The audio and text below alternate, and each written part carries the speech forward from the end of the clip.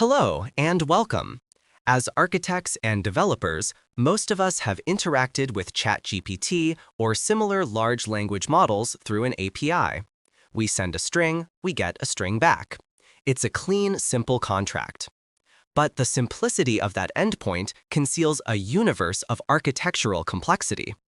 Today, we're going to look past the API gateway and into the engine room. We're not just exploring what it does, but how its underlying architecture dictates its capabilities, its limitations, and, most importantly, how we can design more robust, efficient, and intelligent systems around it. Understanding this architecture, from the self-attention mechanism to the nuance of reinforcement learning from human feedback, is no longer just academic. It's a prerequisite for anyone serious about building the next generation of software. Let's dive in. The foundation of GPT models is the transformer architecture, and its superpower is a mechanism called self-attention. Imagine you're reading a sentence. Your brain doesn't just process words one by one, it constantly builds relationships between them. When you read, "The rocket launched successfully because it had powerful engines," you instantly know it refers to the rocket. Self-attention gives the model this same ability, but with mathematical precision. For every single token in the input, it calculates an attention score against every other token.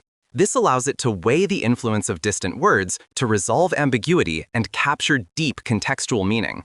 This is run in parallel through what's called multi-head attention, letting the model examine the text from various linguistic perspectives, syntax, semantics, and more, all at once. GPT models specifically use what's known as a decoder-only architecture. Unlike earlier models designed for translation, which had an encoder to read the input and a decoder to write the output, GPT uses only the decoder stack. It's fundamentally an elite next token prediction engine, making it exceptionally good at generative tasks. But this raw predictive power, learned from a massive, unsupervised pre-training phase on a vast corpus of internet data, isn't enough to make it a useful assistant. This is where the alignment process comes in, specifically reinforcement learning from human feedback, or RLHF. This is a critical multi-stage fine-tuning process. First, human labelers provide high-quality demonstrations of desired behavior, creating a supervised fine-tuning dataset. Then, the model generates several responses to a prompt, and humans rank them from best to worst. This ranking data is used to train a separate reward model. Finally, in the most crucial step, the core LLM is treated as an agent in a reinforcement learning environment. It plays a game where the goal is to generate responses that maximize the score from the reward model. This process, governed by algorithms like proximal policy optimization, is what relentlessly steers the model toward being helpful, honest, and harmless. It's the engineering step that transforms a powerful statistical model into a cooperative and aligned tool. Understanding this distinction between raw pre-training and careful alignment is fundamental to architecting systems that can reliably leverage its capabilities. So, what does this internal architecture mean for us as system designers? First, we must stop thinking of the LLM as a simple database or a stateless API.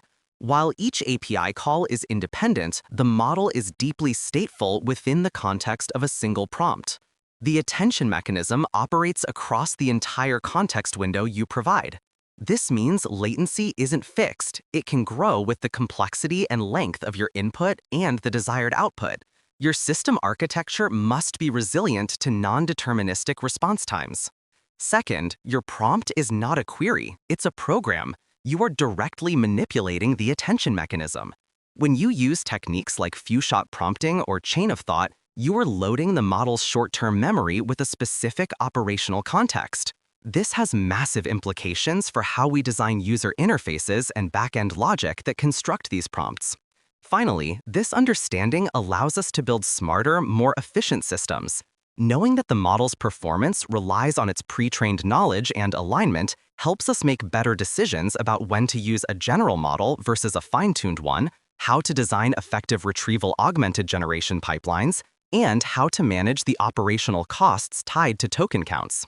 By moving beyond the API, we graduate from being simple consumers of this technology to becoming true architects, capable of building the next wave of intelligent, reliable, and truly remarkable applications.